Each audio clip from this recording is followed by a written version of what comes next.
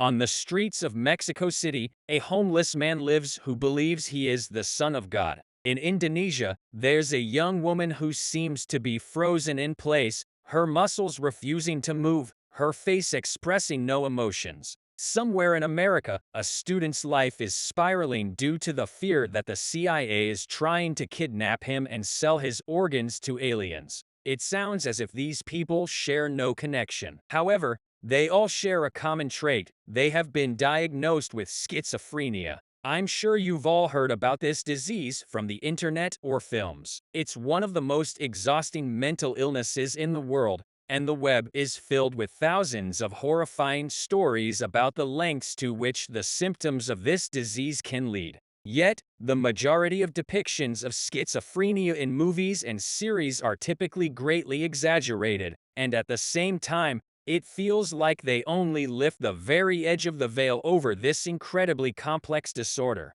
This is a mysterious disease that greatly influences a person's mood, behavior, personality, and their perception of reality itself. So today, we're going to unravel the tangled ball of horrors and hopes associated with schizophrenia. But before we move on to the symptoms that usually indicate schizophrenia, let's clarify a couple of things. First, schizophrenia is often confused with dissociative identity disorder, although this is an entirely different diagnosis. However, there's a common misconception that the presence of multiple personalities and random switching between them are symptoms of schizophrenia, but this is not the case. Moreover, this video will describe some crimes committed under the influence of this disorder, so keep that in mind. Not every person suffering from schizophrenia can resist the symptoms, but not all symptoms provoke violence. We will delve deeper into this issue by the end of the video,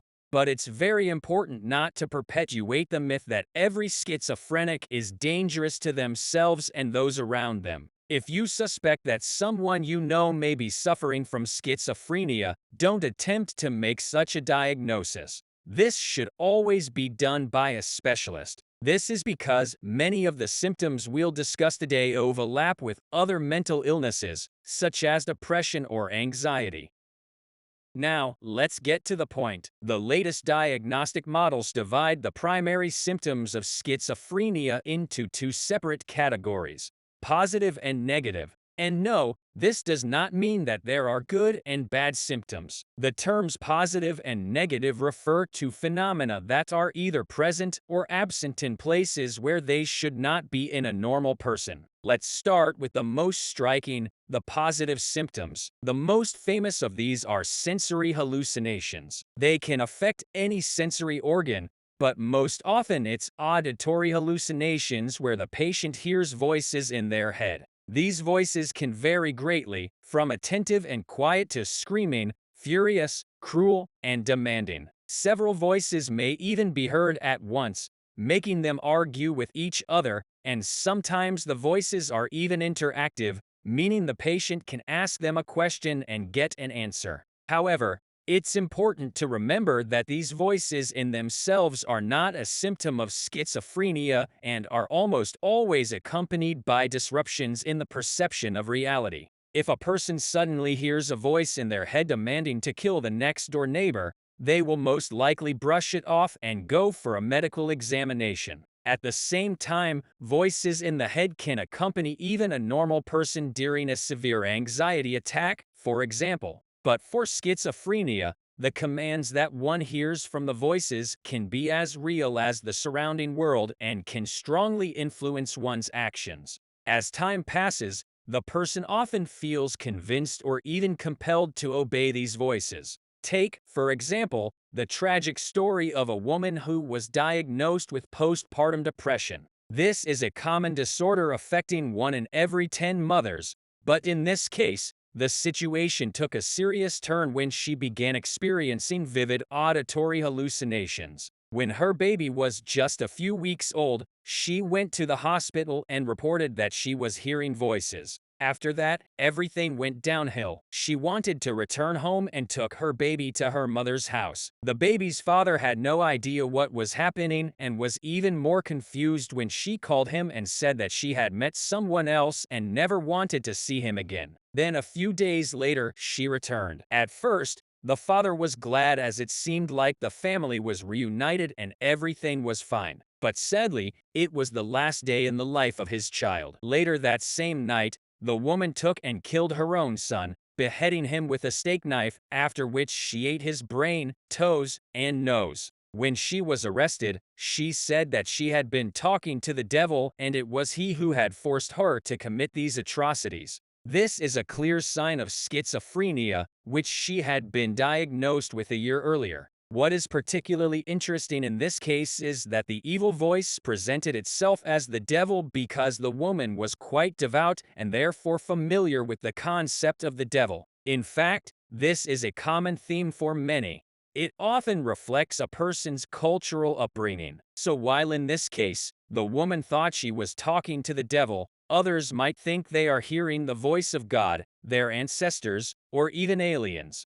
The second most common sensory hallucination is visual. These can be full-scale visions with religious overtones, vivid landscapes, and strange location, as well as the appearance and disappearance of objects and people in real life. Some react to this with awe and wonder, believing that they are witnessing something extraordinary and perhaps even pleasant. Meanwhile, others are less fortunate and experience real horror and fear when terrifying hallucinations burst into their lives without warning. Much rarer than auditory and visual hallucinations are tactile, olfactory, and gustatory ones. Interestingly, patients more often experience hallucinations associated with multiple senses than with just one, so it's not surprising that they are perceived as very convincing. Another positive symptom of schizophrenia is delusions, for example, grandiose delusions, which make the patient believe that they either have exceptional significance for the whole world,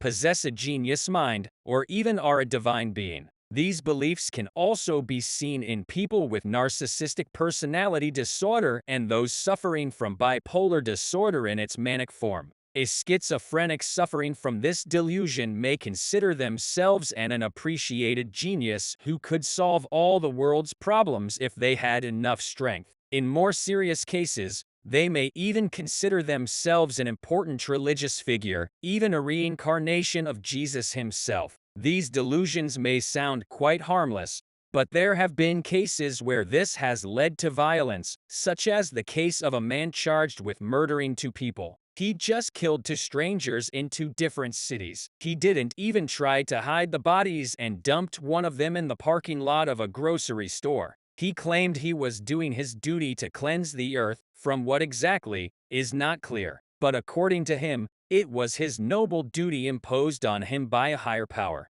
However, not all grandiose delusions pose a threat to others. In fact, some of them pose the greatest threat to the bearer themselves. For example, some patients may seriously believe that they have become invincible, leading to injuries and traumas. Other patients consider themselves spies directly subordinate to the President of the United States, or even believe they are the president's replaced by an imposter. Yes, all this sounds wild and crazy, and even if you ask them to prove it or try to convince them with logical arguments, you simply won't succeed. Their belief will be unequivocal. However, the most common type of delusion is the delusion of persecution, and its manifestations immediately suggest thoughts of schizophrenia. During the first appearance of serious symptoms, known as the first episode of psychosis, up to 70% of all patients experience some form of maniacal persecution. This can be anything from the thought that all grocery store visitors carefully monitor their every move and report on it, to the confidence that the CIA has implanted microchips in birds that chirp near their house every morning. Often these obsessive ideas of persecution have some specific relationship to the patient's thoughts, for example, that the devil is stealing their thoughts or, conversely, implanting thoughts in their head.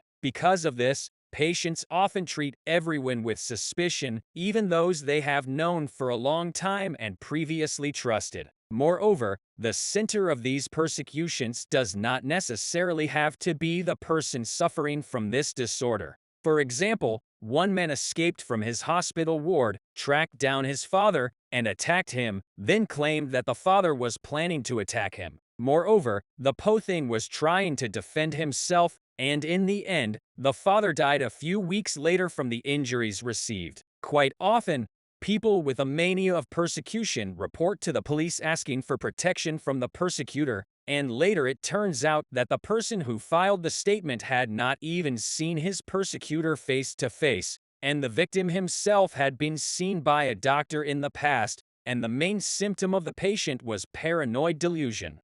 Later, the diagnosis was completely removed, but the paranoia didn't go away. Generally, this is all that pertains to positive symptoms, which are usually reduced to different types of hallucinations and delusions, and which are most often used in the media. However, as I said in the beginning, this is just one side of the coin of schizophrenia.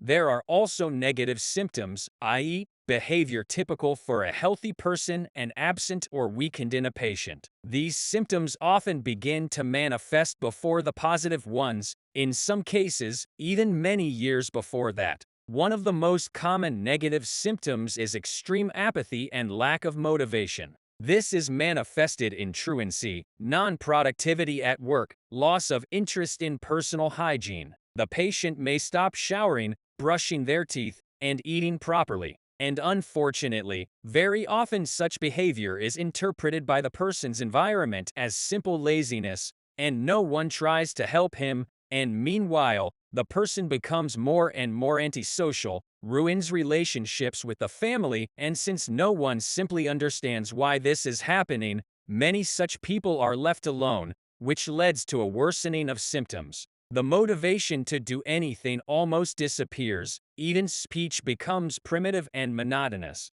At the same time, some social isolation, lack of self-care, and lack of sexual attraction can be misinterpreted by some people as depression because they are classic symptoms of depressive disorder in themselves. But it's precisely in combination with several other negative symptoms. This gives a completely different picture of schizophrenia. The serious difference between these states lies in the fact that a schizophrenic patient is unable to express emotions, be they positive or negative, while during depression the mood is mainly negative. Schizophrenics often have a neutral mood regardless of the situation. Even if they receive news of the death of a close person, it will not cause any reaction. Their face will remain impassive, even the voice will not tremble. Moreover, it is even stranger that instead of a complete absence of emotion expression, when a person shows inappropriate emotions for the situation, such a person may quietly giggle at funerals. This is known as paradoxical laughter seen in schizophrenic patients. Many patients report feeling tension in their heads when trying to determine what emotion is suitable for the current situation,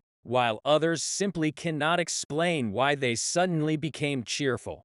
Another negative symptom is the absence of normal muscle movements, which can range from strange convulsive hand movements to complete catatonia, when a person freezes in a trance-like state and barely moves for several hours in a row in fairly alarming poses. It would simply be painful for an ordinary person to maintain such a position for an extended period of time. If the patient is left in this state, it can lead to irreversible muscle problems and pulmonary complications. They may even refuse to swallow food or water, and if untreated, this can lead to death in severe cases. And even if the catatonia does not last long, it can still often occur several times a week or even a day. There are also several symptoms that do not quite fit into the positive-negative link that we are talking about now, namely cognitive problems, which are expressed in difficulty memorizing and repeating a short chain of words. Patients have trouble understanding what is happening, optical illusions, which obviously negatively affects a person's daily functioning and their ability to focus on work. Speech begins to suffer. Some patients stop speaking in long sentences and instead use short, quick responses. In severe cases, speech can turn into verbal mush, a set of unrelated words in mixed sentences. In particularly severe cases, a person can start speaking completely unintelligibly, constantly mumbling something under their breath, and losing the ability to communicate.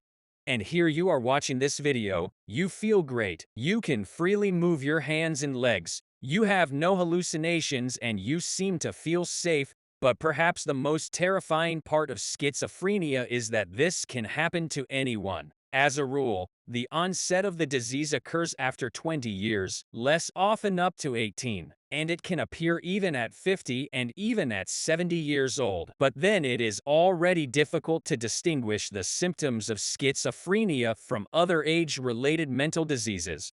Imagine that you're going to bed, and the only thing that worries you is a difficult exam tomorrow. But when you wake up, there's a voice in your head that narrates every single one of your movements. It talks, argues with you, and even yells at you, and it never stops. Unfortunately, this is reality for many people. For others, 75% to be precise, signs of schizophrenia develop slowly over many years, with negative symptoms and cognitive problems usually appearing first and eventually progressing into positive symptoms. Treatment of this disorder yields ambiguous results. Generally, patients are prescribed neuroleptics, which can be quite effective in treating hallucinations and delusions, but they don't work for everyone and have a bunch of side effects, including an increased risk of developing diabetes and involuntary muscle twitching.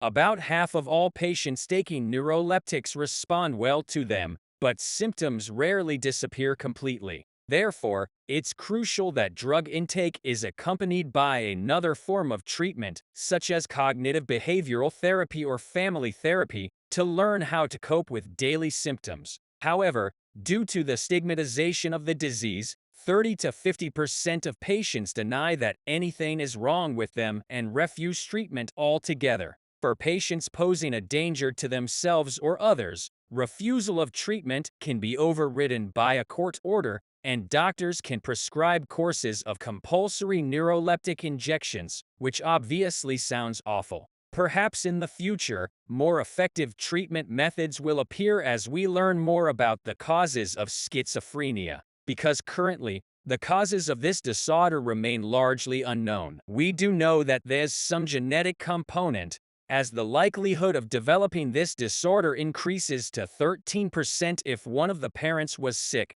and jumps to a staggering 40% if schizophrenia is diagnosed in your twin. But so far, scientists have failed to detect any specific genes that could be associated with this disorder on a permanent basis. At the moment, the best guess is that there is no single cause. It's quite likely that your parents' DNA can give you a genetic predisposition to schizophrenia, and this predisposition may lead to the development of the disease with certain life experiences or exposure to certain chemicals, such as drugs. Of all the drugs, cannabis has been researched most often, and it's been found that people who regularly use cannabis have a 6 times higher chance of developing schizophrenia than the average person. But this doesn't mean that smoking weed will turn you into a schizophrenic. It just means that if you have a predisposition, the likelihood increases. Some elusive genetic factor means that marijuana and other substances may increase the likelihood that this factor becomes activated in you.